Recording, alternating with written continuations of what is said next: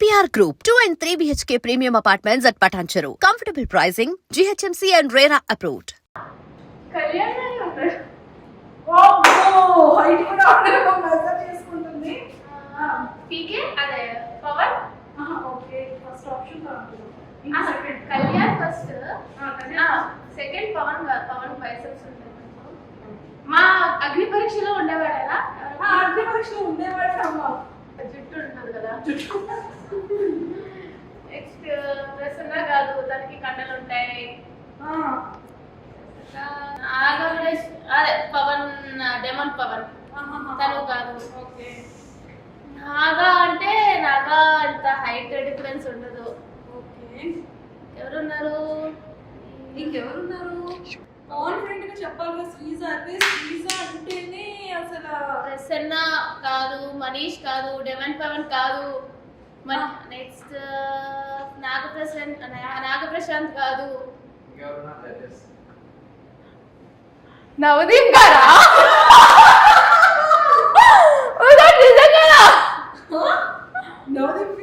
నవదీప్ గారు కాదే. కాదు కాదు, అదే అంత కామ్గా ఉండరు. అతను కొంచెం ఇట్లా ఉంటది. ఎట్లుంటది అంటే అది గడ్డాలు లేవు మొన్న అయితే. కొంచెం గడ్డాలు ఉన్నట్టున్నాయి. పట్టుకోవచ్చా? పట్టుకోవచ్చు. గడ్డాలు ఉన్నట్టున్నాయి. గడ్డాలు ఉన్నాయా? Okay. So yeah, I don't know, నాకు తెలీదు. నేనైతే కంటెస్టెంట్స్ లో అయితే కళ్యాణ్ అనుకుంటున్నా. ఏ కళ్యాణమా? అదే సోల్జర్ కళ్యాణ్. సోల్జర్ కళ్యాణ్ నువ్వు అనుకుంటున్నావు? రివీల్ చేసేద్దాం. Okay, okay. సోల్జర్ కళ్యాణ్ అయితే ఏం చెప్తావు? ఏం చెప్పా? హాయ్ చెప్తా.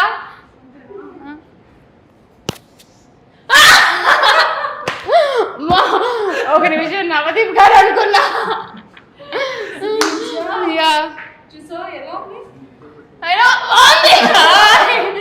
ఏంటంటే దీనికి అందరూ భయపడితే ఇది నాకు భయపడతారు ఆఫ్ స్క్రీన్.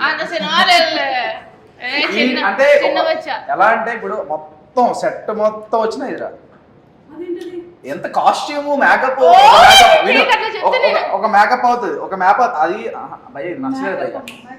లేదు పోనీ అతను కష్టపడి వేస్తారా, సింపుల్ గా నచ్చలేదు అని చెప్పి కాంపిటీషన్ అని చెప్పి నా గురించి తక్కువ చేయాలని చెప్తున్నాడు. ఇదంతా టాప్ 15 లో అందరికంటే లాస్ట్ ఎవరైనా వస్తారు మేకప్ చేసుకున్నా అంటే ఇది ఎవరు ఈవిడ చిన్న చోట వచ్చా అసలు చిన్న పిల్లడు. నేను ఫస్ట్ నుంచి అదే చెప్తున్నా. టాస్క్ ఇవ్వాలి అంటే పవన్ కళ్యాణ్ కి ఏం టాస్క్ ఇస్తావు? 53 51 2 3 4 5 6 7 8 9 10 ఇంకో 10.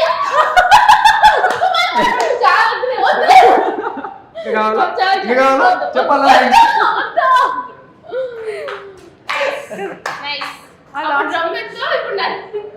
అక్కడ డ్రమ్, అప్పుడు డ్రమ్ము, ఇప్పుడు దమ్ము. దమ్ము దుమ్ము లేపదు. చెప్పు మనకు కొంచెం ఐటమ్ ఏమైనా సరిగా కొంచెం పొగిడేవా? ఖచ్చితంగా అడుగు. ఎంత పొగిడినా అతను అడుగు. కమ్మదొగ్గడా పొగిడేరా? నేను ఎప్పుడైనా తిట్టానా? ఆఫ్ స్క్రీన్ లో తిట్టాను, ఆన్ స్క్రీన్ ఎప్పుడైనా తిట్టానా? తిట్టే ఛాన్స్ లేదు. సూపర్. సో పవన్ కళ్యాణ్ గారు డ్రమ్మును ఎత్తకూడదండి, పిల్లలు చాలండి. Thank you. మోర్ చెప్పి ద మోర్ ఈ క్యూట్ అని వెళ్ళిపోమంటారా? లేదన్నమాట, వెళ్ళిపోతాం. Super and all the very best and nice talking to you. Task లో విన్ అయినందుకు ఇక్కడ గిఫ్ట్లు లేకపోయినా కూడా మీకు మంచి ఓటింగ్ అయితే మేము ఇస్తాం. ఖచ్చితంగా. Thank you. సరే, విజయనగరం ఓట్లని కూడా నాకు దగ్గరుండి కంటెస్టెంట్ లోపలికి పంపించి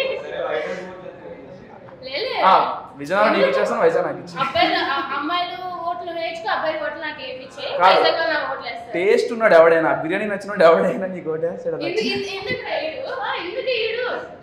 అమ్మ ఓట్ల కోసం కొట్లాట ఆడుకుంటున్నాయి ఇద్దరు అగ్ని పరీక్ష కంటెస్టెంట్స్. థింగ్ ఏంటంటే తిను ప్రతి దగ్గర ఒక దగ్గర ఉంటుంది, ఆఫ్ కెమెరా అయినా ఆన్ కెమెరా అయినా తిని మాత్రం సేమ్ ఒకేలా ఉంటుంది. నేను ఒకేలా ఉంటాను, సైలెంట్గా ఉంటాను అంటే. ఆన్ కెమెరా కొంచెం సైలెంట్ అవుతాడు, of camera super, thank you lot. అని నువ్వు హౌస్ నుంచి బయటకు వచ్చిన తర్వాత ఒక 3 days వరకు ఓకేలే సెట్ అవుతుంది తేరుకుంటది అని అనుకున్నాం కదా. కానీ ఎమోషనల్ గా రోజు నైట్ వీడియో పెట్టేసేటప్పటికి మాకు ఎవరికి మాటలు రాలేదు. ఓకే, కాల్ చేసి కూడా ఇంకా ఓదార్పు యాత్రలు చేసినా కూడా అది కరెక్ట్ గా ఉండదు, సెట్ అవుతుంది తేరుకోవాలి అని అనుకున్నాం. కానీ మళ్ళీ ఎప్పుడు తేరుకున్నావు చెప్పనా నేను, ఆఫ్టర్నూన్ 3 o'clock కాల్ వచ్చిన తర్వాత అవును అప్పుడు స్మైల్ వచ్చింది. అవును కదా, అంతే. సో ఎందుకు డిప్రెస్డ్ అయ్యావు? అసలు బిగ్ బాస్ షో అనేది నాకు జనరల్ గా కూడా చాలా ఇష్టం. సో వాళ్ళు కామనర్స్ అని చెప్పినప్పుడు ఐ వాజ్ లిటరలీ షాక్డ్ అనమాట. ఎందుకంటే లాస్ట్ ఇయర్ నుంచి అందరికి కూడా మామూలుగా చిన్న చిన్న రివ్యూలు పెట్టినప్పుడు చూడండి నెక్స్ట్ ఇయర్ బిగ్ బాస్కి వెళ్తా అని చెప్పి, ఇప్పుడు నా ఫోన్ లో కూడా ఒకటి చూపిస్తే మేలో నేను బిగ్ బాస్ 9 వెళ్తాను అని చెప్పి మేనిఫెస్ట్ చేసుకొని ఉంటది అనమాట ఒక ఎంట్రీ మేలో. ఓకే, చెప్పాలంటే సో మేలో బిగ్ బాస్ తెలుగు 9 విన్నర్ అని చెప్పి I got offer in Bigg Boss Telugu 9 అని చెప్పి ఫ్రైడే 30th May. అప్పటికి ఇంకా ఒకసారి చూడండి, me super proud of myself అని చెప్పి నేను ఎప్పుడు మేలో పెట్టుకున్నది 30th May. ఒరే మేనిఫెస్ట్ కి ఇంత పవర్ ఉంటదా? ఎస్, లిటరలీ నాకైతే manifesting I got 19th May. So నేను అప్పుడు పెట్టుకున్నప్పుడు అప్పుడు ఇంకా అసలు కామనర్స్ ని ఇలా పిలుస్తారు ఇట్లా ఏం లేదు. సో ఎప్పుడైతే ఇలాగ వచ్చింది కామనర్స్ అని చెప్పి జూలైలో కదా తెలిసింది. సో అసలు నేనే షాక్ అనమాట. ఓకే, మేనిఫెస్టింగ్ అంత పవర్ ఉంటుందా అని చెప్పి. సో అన్ని లెవెల్స్ దాటుకొని వెళ్ళి అంత కష్టపడి వెళ్ళి అగ్ని పరీక్షలు అంత చేసి టాటూ వేయించుకొని అంతా వెళ్ళాక నాకు ఎక్కువ బాధ ఎక్కడ అంటే లైక్ ఆ విధంగా వచ్చేసాను. ఆడియన్స్ సపోర్ట్ లేకుండా వచ్చేయడం వేరు, ఆడియన్స్ సపోర్ట్ ఉన్నాక కూడా నేను బయటనే ఉన్నాను. And the way I got eliminated, ఒక ఏవి చూపించకుండా ఏదో ఒక అట్లా వచ్చేయడం వల్ల కంప్లీట్లీ డిప్రెస్డ్ అనమాట. ఏంది ఇట్లా జరిగింది అని చెప్పి నాకు. సో అందుకే దాని నుంచి కోలుకోలేకపోయి ఇప్పుడు కూడా సరే దెబ్బ మీద దెబ్బ తగులుతుంది కాబట్టి ఇలా ఉన్నాను కాబట్టి, but still if I think about it I don't like it. అసలు ఏంది నాకు ఇట్లా జరిగిందా అని చెప్పి అన్న ఒక చిన్న పెయిన్ అయితే ఉంది. ఎస్, అయితే ఈ రోజు నేను కొన్ని స్ట్రైట్ వేలో కొన్ని క్వశ్చన్స్ అడిగేస్తాను శ్రీజ. మనసులో ఉన్నవి ఏంటి అంటే దాచుకున్నా కొన్ని థింగ్స్. అగ్ని పరీక్షలో ఫస్ట్ నేను నీకు ఒక ఇంటర్వ్యూలో అడిగా, మన ఇద్దరు ఫస్ట్ ఇంటర్వ్యూ, అరే ఏంట్రా శ్రీజ ఇలా అలర్ట్ చేసావు, అందరి అటెన్షన్ ని క్రాప్ చేయాలని చూసావు అని. అంటే డే బై డే లో వాళ్ళందరూ నిజంగానే నీకు అట్రాక్టివ్ అయ్యారు, టాస్క్లన్నీ విన్ అయ్యావు. ఒకప్పటి కాలం ఇప్పుడు ప్రెసెంట్ నవే కాలంలో ఉన్నటువంటి ఒక ట్రెండీ ఉన్న ఒక థీమ్ లో ఒక బొమ్మని ఫైండ్ అవుట్ చేయమంటే స్కూటీ అని అంత ప్రాపర్ గా చెప్పగలిగాము. అంటే బ్రెయిన్ అంత షార్ప్ గా ఉండింది నీది. కానీ చాలా మంది బయట అగ్ని పరీక్షలో కంటెస్టెంట్స్ అవ్వచ్చు, లేకపోతే కామనర్స్ గా మధ్యలో వెళ్ళిన వాళ్ళు అవ్వచ్చు, వాట్ ఎవర్, చాలా మంది ఏమనుకున్నారంటే శ్రీజాకి ముందే ఈ ఇన్ఫర్మేషన్ వెళ్ళింది, చాలా మంది సపోర్ట్ చేశారు, కొంతమంది బయట మనుషులు సపోర్టింగ్ గా శ్రీజాకి day 1 నుంచి రివ్యూస్ ఇస్తున్నారు అగ్ని పరీక్ష నుంచి. సో ఇలాంటి మాటలన్నీ కూడా మేము విన్నాం బయట. సో అది ఎంత వరకు కరెక్ట్ అంటాం? అది అంతా అట్టర్ నాన్ సెన్స్ అంట, టు బి ఫ్రాంక్. ఎందుకంటే బిగ్ బాస్ టీం వాళ్ళు అసలు అలాగా నిజంగానే నాకు అంత సపోర్ట్ ఉండుంటే నేను ఇట్లా బయటకు వచ్చేసేదాన్ని కాదు. సో అక్కడే అర్థం కావాలి నాకు అసలు సపోర్టే లేదని చెప్పి. సో ఫస్ట్ థింగ్ ఏంటంటే నాకు నవదీప్ గారు లాస్ట్ సెకండ్ లో గ్రీన్ ఇచ్చారు. అసలు అది అనుకోకుండా ఇచ్చారనమాట. అటెన్షన్ కావాలి అంటే నేను ఊరికే వెళ్ళి అటెన్షన్ కావాలి అని అనుకున్నాను. ఎందుకంటే నా పర్ఫార్మెన్స్ బట్టే నాకు అటెన్షన్ ఉంటది. ఇంకా చెప్పాలంటే చాలా వరకు నాది ఇంకా కంటెంట్ తగ్గించేశారు. బట్ నా టాస్క్లు పర్ఫార్మ్ చేయడం వల్ల నేను అంత అవుట్షైన్ అయ్యా అగ్ని పరీక్షలో. సో ఇంకా నేను మాట్లాడేది వేరే వాళ్ళతో నేను నా పాయింట్స్ పెట్టేది ఇంకా చాలా తగ్గించేశారు. బట్ ఓవరాల్ గా ఇట్స్ ఎ గుడ్ జర్నీ అనుకుందాం. అండ్ ఇక్కడ కూడా బయట వాళ్ళు ఫస్ట్ 2 weeks అలాగైతే తిడుతూనే ఉన్నారు ప్రతి ఒక్కరు. నన్ను సపోర్టే ఉంది అనుకుంటే ఎందుకు తిడతారు? నా గేమ్ బట్టే కదా ప్రతి ఒక్కరు పాయింట్స్ చెప్పేది. సో ఫస్ట్ 2 weeks ఎవరైతే తిట్టారో వాళ్ళు 3rd week 4th week 5th week okay తిని మార్చుకుంది, ఫీడ్బ్యాక్ తెలుసుకున్నాక మార్చుకుంది అని పొగిడారే తప్ప నాకు ఇప్పుడు కుప్పల మెసేజ్లు వస్తాయి ఫస్ట్ 2 weeks మీరు నచ్చలేదు అక్క, తర్వాత మీరు చాలా నచ్చారు అంటే నా గేమ్ బట్టి వాళ్ళు మారారా తప్ప ఎవరో సపోర్ట్ చేశారో అని అయితే నేను యాక్సెప్ట్ చేయను. అంతే. సూపర్ రా శ్రీజ, ఇక్కడ వరకు ఒకటి వెళ్ళిపోయింది. సెకండ్ అంతా బాగుంది. నవదీప్ గారు చాలా ఫన్ వేలోనో లేకపోతే ఏడిపించడానికో నిన్ను మిడిల్లోకి రమ్మని చెప్పి సర్లే ఊపుకుంటా వచ్చేస్తారు బస్ నుంచి అని అన్నారు. సో అది అయిపోయింది, అది చాలా గట్టిగా వైరల్ అయింది. నవదీప్ గారు చాలా టాలెంటెడ్ పర్సన్, మంచి బిజినెస్ మ్యాన్ అండ్ మంచి అందరి ఫేవరెట్ యాక్టర్ కూడా. Yeah Chandamama, Ajay, Yeah. Number of films నుంచి. సో అలాంటి పర్సన్ అలా అన్న తర్వాత అంత ట్రోల్ అయిన తర్వాత కూడా అతను ఒక వీడియో చేసి పెట్టి బిగ్ బాస్ స్టేజ్ మీద మళ్ళీ నిన్నే పిలిచి నీకు ఎంట్రీ ఇచ్చి నువ్వు కాలికి దండం కూడా పెట్టావు. సో అది ఎలా అనిపించింది?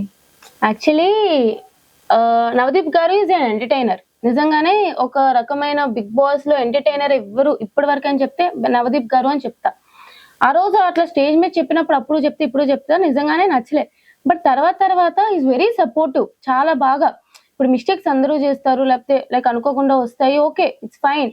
తర్వాత చాలా సపోర్ట్ చేశారు నాకు. నవదీప్ గారు స్టేజ్ మీదకి వచ్చినప్పుడే నాకు తెలుసు నవదీప్ గారు నన్నే సెలెక్ట్ చేస్తారు అని చెప్పి. I got that instinct. And నేను ఎందుకు ఒక దండం పెట్టానంటే ఇట్స్ వెరీ న్యాచురల్ అనమాట. నాకు ఏదో చెయ్యాలని కాదు, నేను ఆ స్టేజ్ లో బిగ్ బాస్ అడుగు పెడుతున్నానంటే దానికి కారణం నవదీప్ గారు. ఆ రోజు అతను నాకు గ్రీన్ ఇవ్వకుండా ఉండుంటే నేను ఈ రోజు బిగ్ బాస్ లో ఇంత జర్నీ ఉండేది కాదు.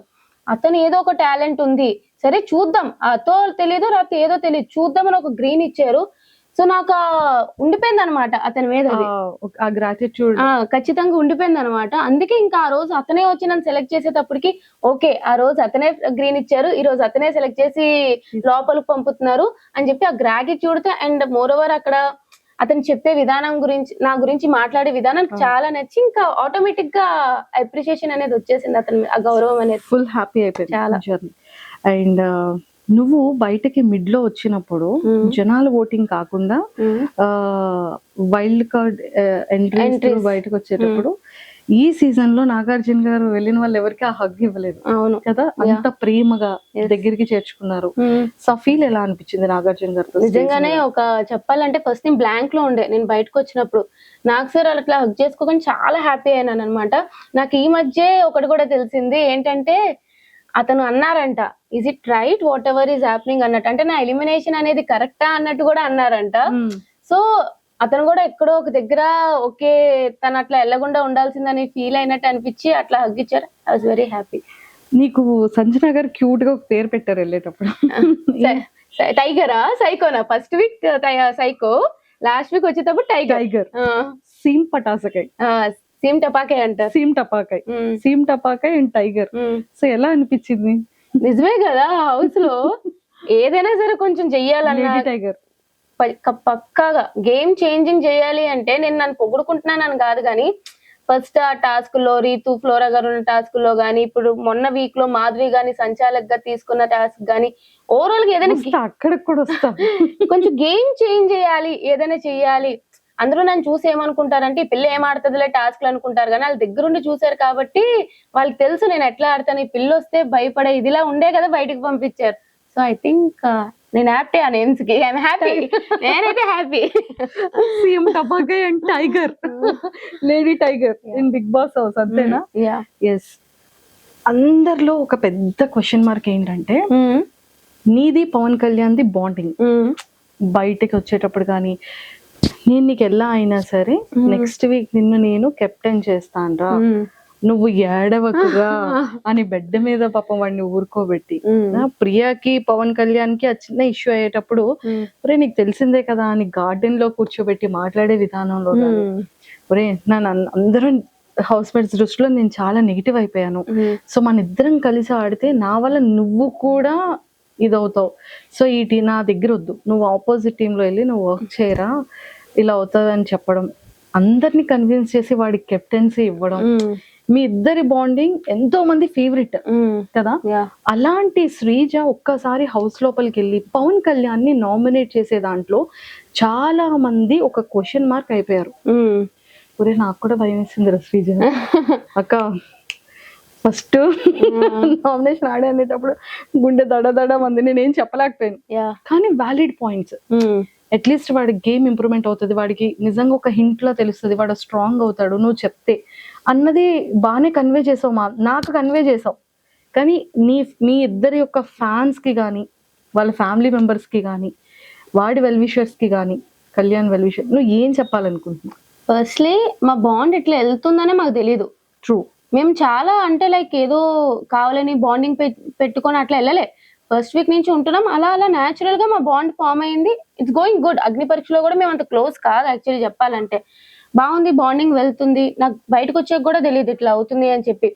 బట్ నాకు ఆ హౌస్ లో సపోర్ట్ ఎవరైనా ఉన్నారు అని అంటే కళ్యాణ్ ఒక్కడే. ఎందుకంటే ఆ టఫ్ టాస్క్ లో చూస్తే అందరూ నన్ను టార్గెట్ చేసిన కళ్యాణ్ కష్టపడుతూనే ఉన్నాడు.